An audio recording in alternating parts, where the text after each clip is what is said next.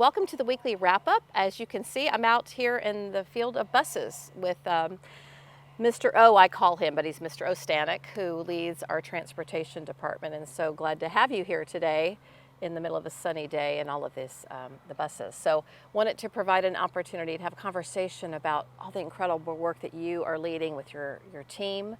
There are a lot of challenges in Marion County with transporting our students, being the 5th largest geographic size in the state. We transport a majority of our students through one of these buses. So what would you like to share as an update and what's going on in transportation?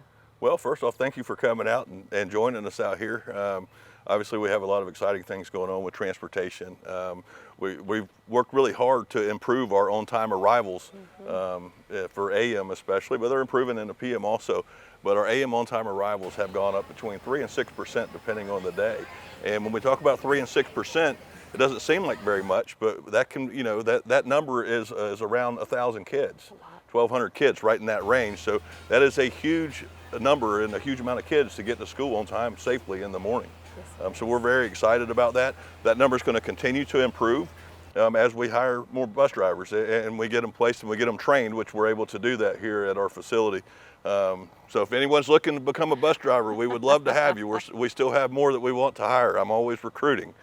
Yeah, I appreciate that. And I appreciate you starting with the on-time delivery, because several years back we changed our strategic plan to identify the need to get them to school in seat for learning to occur when the bell rings, right?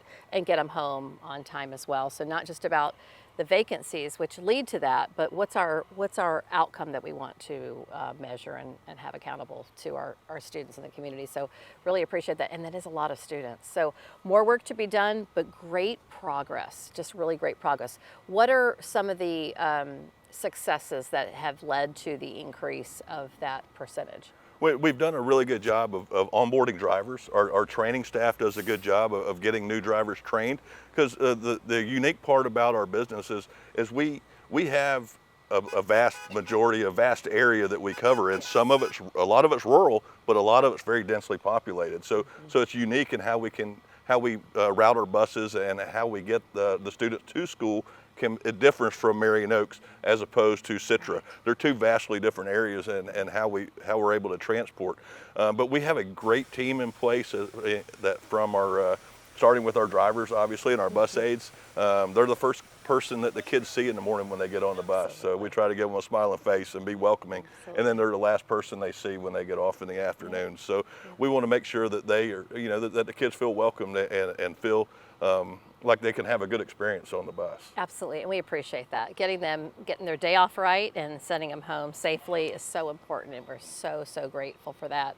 And for the bus aides, everybody who's a part of that, and the team, the routing team, everybody behind the scenes who's making all of these things possible. I want to go back to something you said I think is so important, and in some communities where the entire district is densely populated, you can pivot when there's an absence of a bus driver, right? You can pivot and change routes, but you can't do that here from the Forest to Dunellen and North Side. So those are unique challenges to Marion County that doesn't occur everywhere. So appreciate the constant thoughtfulness and ability to analyze the data and how those pieces can come together as efficiently and effectively as possible for our students. And so I think that's what's led to that percentage increase, right? Yes, ma'am.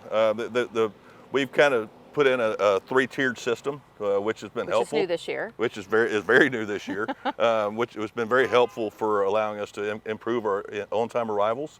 Yep. We also have an incredible staff. I mean, our folks that are in place within transportation, we have 450 people that work in transportation, roughly.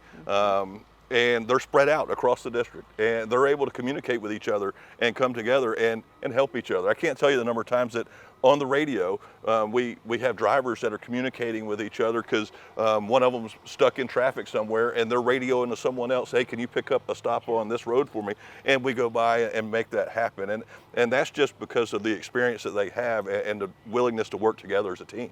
Yes, absolutely. So you think that the new tiered system will yield better results, right? Yes, ma'am. It's going to continue to improve. Okay. Right now we're operating with our driver numbers at about, we're still down 8 open routes.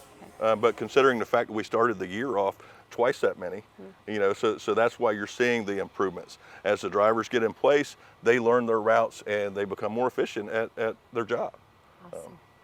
And you mentioned radios. So I'm not sure that the public and maybe even all of our employees realize the new radios that are on our buses for emergencies. You want to talk about that? We have a great partnership with our county and are appreciative that our bus drivers can click and get the help they need. Do you want to talk about that? Yes, ma'am. Our new radios were installed last December. Our drivers received training on the radios. They have the ability, that we went from an analog system to a digital system, so it's much clearer and more precise what you're hearing that comes across the radio when it's in use. But there's also the ability for drivers to immediately contact 911 through the press of a button. And we don't use that for minor infractions and those kind of things, but if there's an accident or there's a major disruption on the bus, we can hit the orange button that's on the bus on the radio, and all of the 911 system will come across and be able to make contact directly with the driver, and it pulls up the bus on GPS so they're able to locate the bus and send help immediately to that bus. Such a great peace of mind in case there's a medical emergency on board, that for the families to know, students, that the bus driver has that access, and staff that are on board, right? Yes, so ma'am. Really great partnership we have with the county, and really appreciative of their involvement, including us in that new system.